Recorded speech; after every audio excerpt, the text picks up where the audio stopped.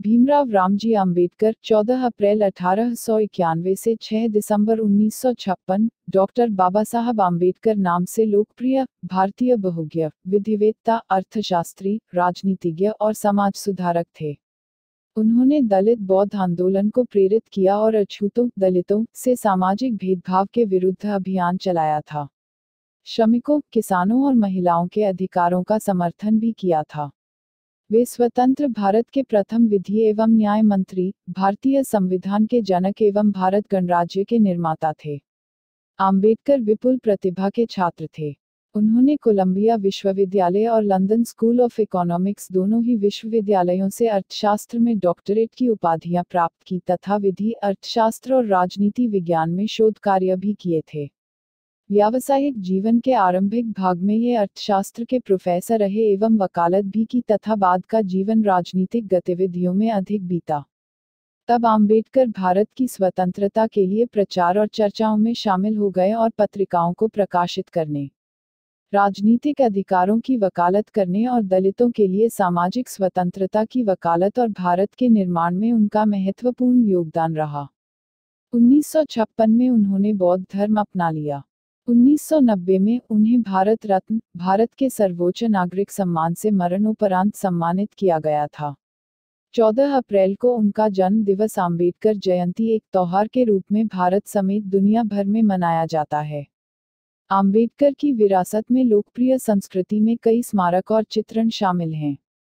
प्रारंभिक जीवन। आम्बेडकर का जन्म 14 अप्रैल 1891 को ब्रिटिश भारत के मध्य भारत प्रांत, अब मध्य प्रदेश में स्थित महू नगर सैन्य छावनी में हुआ था। वे रामजी मालोजी सकपाल और भीमाबाई की 14वीं व अंतिम संतान थे। उनका परिवार कबीर पंथ को मानने वाला मराठी मूल का था और वो वर्तमान महाराष्ट्र के रत्नागिरी जिले में आंबडवे गांव का निवासी था। वे हिंदू महार जाति से संबंध रखते थे, जो तब अछूत कही जाती थी और इस कारण उन्हें सामाजिक और आर्थिक रूप से गहरा भेदभाव सहन करना पड़ता था। भीमराव आम्बेडकर के पूर्वज लंबे समय से ब्रिटिश ईस्ट इंडिया कंपनी की सेना में कार्यरत रहे थे और उनके पिता रामजी सकपाल भारतीय सेना की महू छावनी में सेवारत थे तथा यहां काम करते हुए वे सूबेदार के पद तक पहुंचे थे। उन्होंने मराठी और अंग्रेजी में औपचारिक शिक्षा प्राप्त की थी। अपनी जाति के कारण बालक भीम को सामाजिक प्रतिरोध का सामना करना पड़ रहा था। विद्यालयी पढ़ाई में सक्षम होने के बावजूद छात्र भीमराव को छुआछूत के कारण अनेका प्रकार की कठिनाइयों का सामना करना पड़ता था। रामजी आम्बेडकर ने सन 1898 में जीजाबाई से पुनर्विवाह कर लिया। 7 नवंबर 1900 को रामजी सकपाल ने सतारा की गवर्नमेंट हाई स्कूल में अपने बेटे भीमराव का नाम भिवा रामजी आम्बेडकर दर्ज कराया। भिवा उनके बचपन का नाम था। आम्बेडकर का मूल उपनाम सकपाल की बजाय आम्बेडकर लिखवाया था, जो कि उनके आम्बेडवे गांव से संबंधित था। क्योंकि कोंकण प्रांत के लोग अपना उपनाम गांव के नाम से रखते थे, अतः आम्बेडकर के आम्बेडवे गांव से आम्बेडकर उपनाम स्कूल में दर्ज करवाया गया। बाद में एक देवरुखे ब्राह्मण शिक्षक कृष्णा महादेव आम्बेडकर, जो उनसे विशेष स्नेह रखते थे, ने उनके नाम से आम्बेडकर हटाकर अपना सरल आम्बेडकर उपनाम जोड़ दिया। तब से आज तक वे आम्बेडकर नाम से जाने जाते हैं। रमाबाई आम्बेडकर, आम्बेडकर की पत्नी। रामजी सकपाल परिवार के साथ बम्बई, अब मुंबई, चले आए। अप्रैल 1906 में, जब भीमराव लगभग 15 वर्ष आयु के थे, तो 9 साल की लड़की रमाबाई से उनकी शादी कराई गई थी।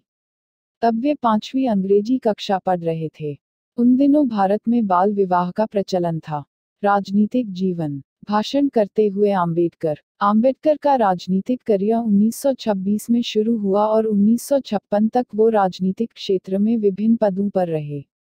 दिसंबर 1926 में बॉम्बे के गवर्नर ने उन्हें बॉम्बे विधान परिषद के सदस्य के रूप में नामित किया। उन्होंने अपने कर्तव्यों को गंभीरता से लिया और अक्सर आर्थिक मामलों पर भाषण दिए। वे 1936 तक बॉम्बे लेजिस्लेटिव काउंसिल के सदस्य थे। 13 अक्टूबर 1935 को आम्बेडकर को सरकारी लॉ कॉलेज का प्रधानाचार्य नियुक्त किया गया और इस पद पर उन्होंने 2 वर्ष तक कार्य किया। उन्होंने दिल्ली विश्वविद्यालय के रामजस कॉलेज के संस्थापक श्री राय केदारनाथ की मृत्यु के बाद इस कॉलेज के गवर्निंग बॉडी के अध्यक्ष के रूप में भी कार्य किया। आम्बेडकर बम्बई, अब मुंबई, में बस गए। उन्होंने यहाँ एक 3 मंजिला बड़े घर राजगृह का निर्माण कराया, जिसमें उनके निजी पुस्तकालय में 50,000 से अधिक पुस्तकें थीं। तब यह दुनिया का सबसे बड़ा निजी पुस्तकालय था। इसी वर्ष 27 मई 1935 को उनकी पत्नी रमाबाई की एक लंबी बीमारी के बाद मृत्यु हो गई। रमाबाई अपनी मृत्यु से पहले तीर्थयात्रा के लिए पंढरपुर जाना चाहती थी, पर आम्बेडकर ने उन्हें इसकी इजाजत नहीं दी। आम्बेडकर ने कहा कि उस हिंदू तीर्थ में जहां उनको अछूत माना जाता है, जाने का कोई औचित्य नहीं है। इसके बजाय उन्होंने उनके लिए एक नया पंढरपुर बनाने की बात कही। 1936 में आम्बेडकर ने स्वतंत्र लेबर पार्टी की स्थापना की, जो 1937 में केंद्रीय विधानसभा चुनावों में 13 सीटें जीती। आम्बेडकर को बॉम्बे विधानसभा के विधायक के रूप में चुना गया था। वह 1942 तक विधानसभा के सदस्य रहे और इस दौरान उन्होंने बॉम्बे विधानसभा में विपक्ष के नेता के रूप में भी कार्य किया। इसी वर्ष आम्बेडकर ने 15 मई 1936 को अपनी पुस्तक एनिहिलेशन ऑफ कास्ट, जाति प्रथा का विनाश प्रकाशित की, जो उनके न्यूयॉर्क में लिखे एक शोधपत्र पर आधारित थी। इस पुस्तक में आम्बेडकर ने हिंदू धार्मिक नेताओं और जाति व्यवस्था की जोरदार आलोचना की। उन्होंने अछूत समुदाय के लोगों को गांधी द्वारा रचित शब्द हरिजन पुकारने के कांग्रेस के फैसले की कड़ी निंदा की। बाद में 1955 के बीबीसी साक्षात्कार में उन्होंने गांधी पर उनके गुजराती भाषा के पत्रों में जाति व्यवस्था का समर्थन करना तथा अंग्रेजी भाषा पत्रों में जाति व्यवस्था का विरोध करने का आरोप लगाया। All India scheduled castes federation एक सामाजिक राजनीतिक संगठन था, जिसकी स्थापना दलित समुदाय के अधिकारों के लिए अभियान चलाने के लिए 1942 में आम्बेडकर द्वारा की गई थी। वर्ष 1942 से 1946 के दौरान आम्बेडकर ने रक्षा सलाहकार समिति और वायसराय की कार्यकारी परिषद में श्रम मंत्री के रूप में सेवारत रहे। आम्बेडकर ने भारत की आज़ादी की लड़ाई में सक्रिय रूप से हिस्सा लिया था। पाकिस्तान की मांग कर रहे मुस्लिम लीग के लाहौर रिजोल्यूशन 1940 के बाद आम्बेडकर ने थॉट्स ऑन पाकिस्तान नामक 400 पृष्ठों वाला एक पुस्तक लिखा, जिसने अपने सभी पहलुओं में पाकिस्तान की अवधारणा का विश्लेषण किया। इसमें उन्होंने मुस्लिम लीग की मुसलमानों के लिए एक अलग देश पाकिस्तान की मांग की आलोचना की। साथ ही यह तर्क भी दिया कि हिंदुओं को मुसलमानों के पाकिस्तान का स्वीकार करना चाहिए। उन्होंने प्रस्तावित किया कि मुस्लिम और गैर मुस्लिम बहुमत वाले हिस्सों को अलग करने के लिए पंजाब और बंगाल की प्रांतीय सीमाओं को फिर से तैयार किया जाना चाहिए। उन्होंने सोचा कि मुसलमानों को प्रांतीय सीमाओं को फिर से निकालने के लिए कोई आपत्ति नहीं हो सकती है। अगर उन्होंने किया, तो वे काफी अपनी मांग की प्रकृति को समझ नहीं पाए। विद्वान वेंकट धलीपाल ने कहा कि थॉट्स ऑन पाकिस्तान ने एक दशक तक भारतीय राजनीति को रोका। इसने मुस्लिम लीग और भारतीय राष्ट्रीय कांग्रेस के बीच संवाद के पाठ्यक्रम को निर्धारित किया, जो भारत के विभाजन के लिए रास्ता तय कर रहा था। हालांकि वे मोहम्मद अली जिन्नाह और मुस्लिम लीग की विभाजनकारी सांप्रदायिक रणनीति के घोर आलोचक थे, पर उन्होंने तर्क दिया कि हिंदुओं और मुसलमानों को पृथक कर देना चाहिए और पाकिस्तान का गठन हो जाना चाहिए, क्योंकि एक ही देश का नेतृत्व करने के लिए जातीय राष्ट्रवाद के चलते देश के भीतर और अधिक हिंसा पनपेगी। उन्होंने हिंदू और मुसलमानों के सांप्रदायिक विभाजन के बारे में अपने विचार के पक्ष में ऑटोमन साम्राज्य और चेकोस्लोवाकिया के विघटन जैसी ऐतिहासिक घटनाओं का उल्लेख किया। उन्होंने पूछा कि क्या पाकिस्तान की स्थापना के लिए पर्याप्त कारण मौजूद थे, और सुझाव दिया कि हिंदू और मुसलमानों के बीच के मतभेद एक कम कठोर कदम से भी मिटाना संभव हो सकता था। उन्होंने लिखा है कि पाकिस्तान को अपने अस्तित्व का औचित्य सिद्ध करना चाहिए। कनाडा जैसे देशों में भी सांप्रदायिक मुद्दे हमेशा से रहे हैं, पर आज भी अंग्रेज और फ्रांसीसी एक साथ रहते हैं, तो क्या हिंदू और मुसलमान भी साथ नहीं रह सकते? उन्होंने चेताया कि दो देश बनाने के समाधान का वास्तविक क्रियान्वयन अत्यंत कठिनाई भरा होगा। विशाल जनसंख्या के स्थानांतरण के साथ सीमा विवाद की समस्या भी रहेगी। भारत की स्वतंत्रता के बाद होने वाली हिंसा को ध्यान में रखकर की गई यह भविष्यवाणी सही थी। What Congress and Gandhi have done to the untouchables. Congress और गांधी ने अछूतों के लिए क्या किया? इस किताब के साथ आम्बेडकर ने गांधी और कांग्रेस दोनों पर अपने हमलों को तीखा कर दिया। उन्होंने उन पर ढोंग करने का आरोप लगाया।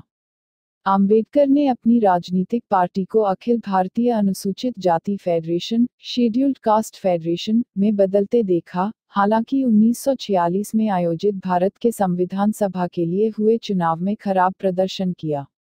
बाद में वह बंगाल, जहां मुस्लिम लीग सत्ता में थी, वहां से संविधान सभा में चुने गए थे। आम्बेडकर ने बॉम्बे उत्तर में से 1952 का पहला भारतीय लोकसभा चुनाव लड़ा, लेकिन उनके पूर्व सहायक और कांग्रेस पार्टी के उम्मीदवार नारायण काजोलकर से हार गए। 1952 में आम्बेडकर राज्यसभा के सदस्य बन गए। उन्होंने भंडारा से 1954 के उपचुनाव में फिर से लोकसभा में प्रवेश करने की कोशिश की, लेकिन वे तीसरे स्थान पर रहे। कांग्रेस पार्टी जीती। 1957 में दूसरे आम चुनाव के समय तक आम्बेडकर की निर्वाण मृत्यु हो गया था। आम्बेडकर 2 बार भारतीय संसद के ऊपरी सदन राज्यसभा में महाराष्ट्र का प्रतिनिधित्व करने वाले भारत की संसद के सदस्य बने थे। राज्यसभा सदस्य के रूप में उनका पहला कार्यकाल 3 अप्रैल 1952 से 2 अप्रैल 1956 के बीच था, और उनका दूसरा कार्यकाल 3 अप्रैल 1956 से 2 अप्रैल 1962 तक आयोजित किया जाना था, लेकिन कार्यकाल समाप्त होने से पहले 6 दिसंबर 1956 को उनका निधन हो गया।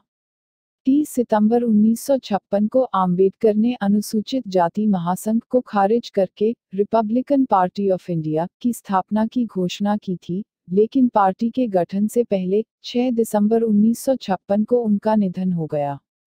उसके बाद उनके अनुयायियों और कार्यकर्ताओं ने इस पार्टी के गठन की योजना बनाई। पार्टी की स्थापना के लिए 1 अक्टूबर 1957 को प्रेसिडेंसी की एक बैठक नागपुर में आयोजित की गई थी। इस बैठक में एन शिवराज, यशवंत आम्बेडकर, पीटी बोराले, ए जी पवार, दत्ता कट्टी, डीए रूपवते उपस्थित थे। 3 अक्टूबर 1957 को रिपब्लिकन पार्टी ऑफ इंडिया का गठन किया गया और एन शिवराज को पार्टी के अध्यक्ष के रूप में चुना गया था। आम्बेडकर ने अपनी पुस्तक हूवर द शूद्रास, शूद्र कौन थे, के द्वारा हिंदू जाति व्यवस्था के पदानुक्रम में सबसे नीची जाति यानी शूद्रों के अस्तित्व में आने की व्याख्या की। उन्होंने इस बात पर भी जोर दिया कि किस तरह से अतिशूद्र अछूत शूद्रों से अलग हैं। 1948 में हूवर द शूद्रास की उत्तर कथा the untouchables, a thesis on the origin of untouchability, अछूत छुआछूत के मूल पर एक शोध में आम्बेडकर ने हिंदू धर्म को लताड़ा। हिंदू सभ्यता, जो मानवता को दास बनाने और उसका दमन करने की एक क्रूर युक्ति है, और इसका उचित नाम बदनामी होगा। एक सभ्यता के बारे में और क्या कहा जा सकता है जिसने लोगों के एक बहुत बड़े वर्ग को विकसित किया, जिसे एक मानव से हीन समझा गया और जिसका स्पर्श मात्र प्रदूषण फैलाने का पर्याप्त कारण है। आम्बेडकर दक्षिण एशिया के इस्लाम की रीतियों के भी बड़े आलोचक थे। उन्होंने भारत विभाजन का तो पक्ष लिया, पर मुस्लिमों में व्याप्त बाल विवाह की प्रथा और महिलाओं के साथ होने वाले दुर्व्यवहार की घोर निंदा की। उन्होंने कहा, बहुविवाह और रखेल रखने के दुष्परिणाम शब्दों में व्यक्त नहीं किए जा सकते, जो विशेष रूप से एक मुस्लिम महिला के दुख के स्रोत हैं। जाति व्यवस्था को ही लें, हर कोई कहता है कि इस्लाम गुलामी और जाति से मुक्त होना चाहिए, जबकि गुलामी अस्तित्व में है और इसे इस्लाम और इस्लामी देशों से समर्थन मिला है। जबकि कुरान में निहित गुलामों के न्याय और मानवीय उपचार के बारे में पैगंबर द्वारा किए गए नुस्खे प्रशंसनीय हैं, इस्लाम में ऐसा कुछ भी नहीं है जो इस अभिशाप के उन्मूलन का समर्थन करता हो। अगर गुलामी खत्म भी हो जाए, पर फिर भी मुसलमानों के बीच जाति व्यवस्था रह जाएगी। उन्होंने लिखा कि मुस्लिम समाज में तो हिंदू समाज से भी कहीं अधिक सामाजिक बुराइयां हैं, और मुसलमान उन्हें भाईचारे जैसे नर्म शब्दों के प्रयोग से छुपाते हैं।